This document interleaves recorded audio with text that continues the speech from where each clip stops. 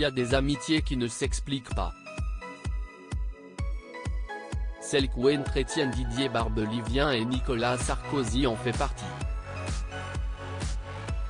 Depuis de longues années, les liens entre le chanteur, qui fête ses 69 ans ce vendredi 10 mars, et l'ancien président de la République ne font que se renforcer. À tel point qu'ils formeraient presque avec leurs enfants et leurs femmes une immense famille. Si est-il en tout cas comme tel que l'interprète de Jean de France l'a partagé dans une interview accordée au magazine Closer en 2020.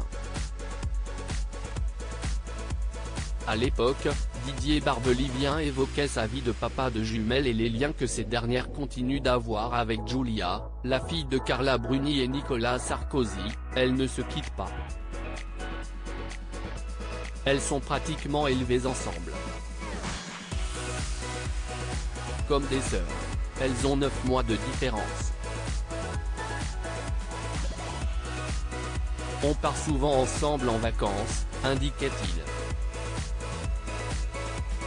Si elles se voient si régulièrement, si est pour la simple et bonne raison que les papas sont comme les deux doigts de la main.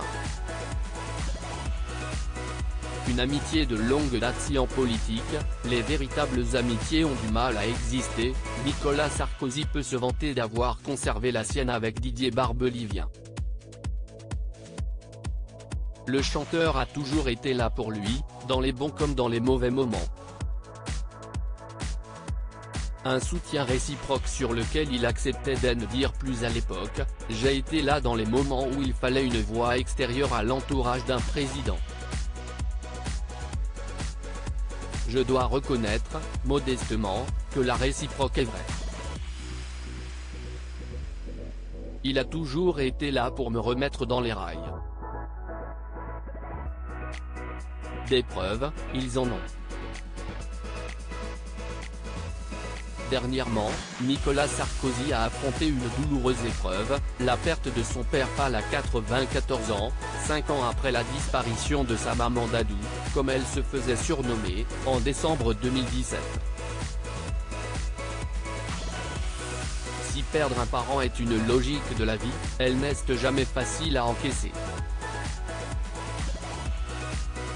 Là encore, pour les obsèques célébrées ce 9 mars, Didier Barbelivien était présent avec Laure, mère de Lola et Louise, pour soutenir l'ancien président et son épouse Carla, affectée par la perte de son beau-père.